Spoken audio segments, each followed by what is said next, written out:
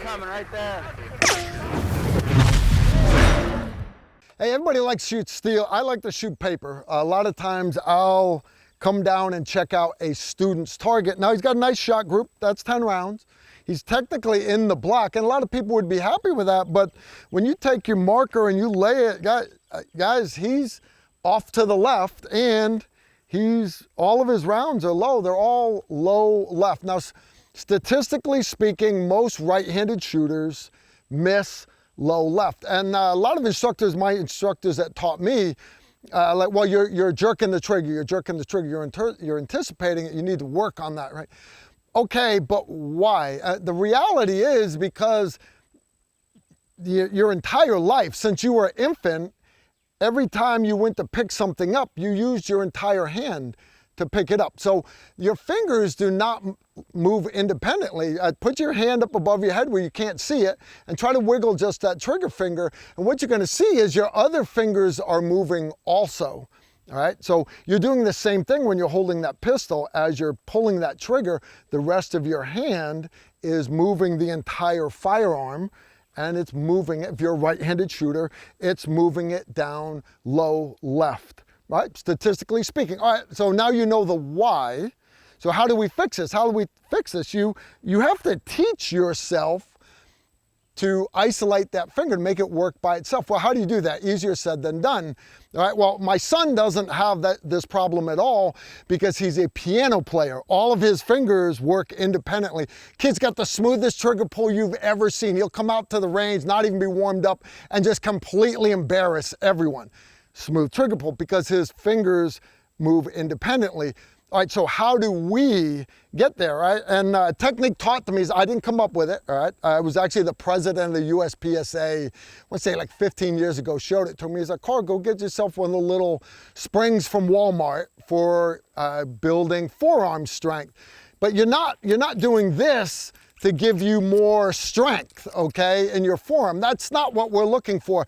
We're looking to isolate that trigger finger. Now, part of it is I need to have that grip to manage recoil, but at the same time, I want to be able to isolate that trigger finger. So this right here sits right next to my knee in my vehicle, sits right there, and all my vehicles have got one of these in them. And basically all I do is I pick a penny, nickel, quarter, whatever, pick it up off the console there, right? You got it in the ashtray, nobody smokes anymore, right? And I just keep that coin between the handles and I hold it there. And then all I do is I'm driving down the road, I just start wiggling my trigger finger. So I'm still working on building that grip strength with my other fingers and the pad of my thumb, but I'm teaching that trigger finger to work by itself.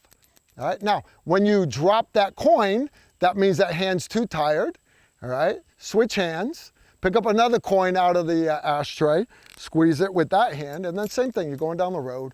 All you're doing is, and what you're doing is you're passing the time, still listen to radios, whatever, but we are working on not just our grip strength, okay, but we're also working on teaching that trigger finger to work by itself, all right? So anyways, that's your tip. Hey, this is how we move that shot group from a low left. That's how we move it up center, is we've got to teach that trigger finger to move by itself. So anyways, you can pick these up, right? Any sporting goods store, whatever. Well, I had a guy reach out to me from a company called Grip Keeper. And what he did was he took it, a guy named Ross. Ross, thanks for sending me a couple of these things. Basically what he did was he took that handheld spring, and you see this one's actually modeled like my Glock pistol.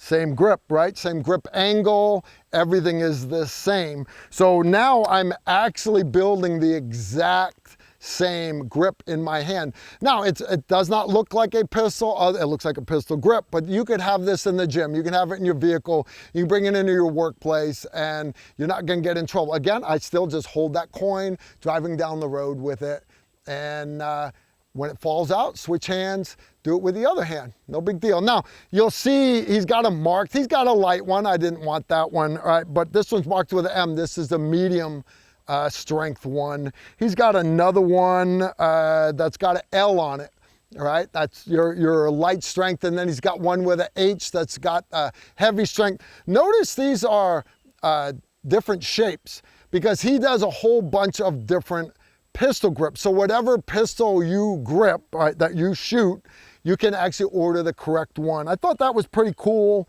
So anyways, I want to give Ross a shout out. Ross got approached by you guys. You wanted to take it a step further. So he came out with another version that actually has the trigger guard. And what that allows you to do is, right, you've got that strong hand grip, right? But you lay that support hand in there, and this allows you to work on that two-handed grip, and then you're just wiggling that trigger finger again, right? Okay, I'm not real big on that. I like that. That works just like my spring while I'm driving down the road. But he's like, hey, Carl, I had more requests. There are people that actually want one with a trigger that moves. I'm like, all right, that's a little too much to be driving down the road.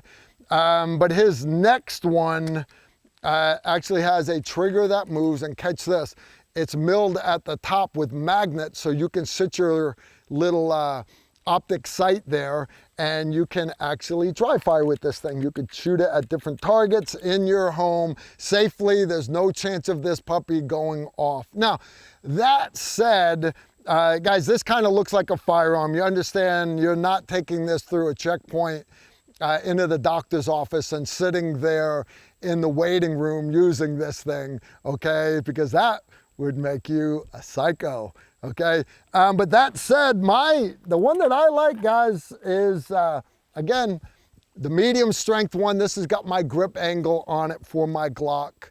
And some of my vehicles have got springs in them still, and they work fine. But this is the one you'll find in my Jeep. You got some long trips down the road. Remember, the key to fixing your shot group, if you are shooting low left for a right-handed shooter, or low right if you're a left-handed shooter, is teaching that trigger finger to work for itself. You need to isolate that, and how you do that is not with live ammo at the range. You've got to do it at home, dry firing, or in a vehicle dry firing. So anyways, that's all I got for you today. Comments, questions, stuff like that, you know the deal. Leave them below. I read all your comments. You want to check these things out, you can go to gripkeeper.com. I did hit them up for a promo code for you guys. Use TR10, it's going to save you 10%. Y'all take care and shoot straight. If you like this video, make sure to like, comment, and subscribe. Also, make sure you follow us on Facebook, Instagram, and Twitter so you don't miss out on anything.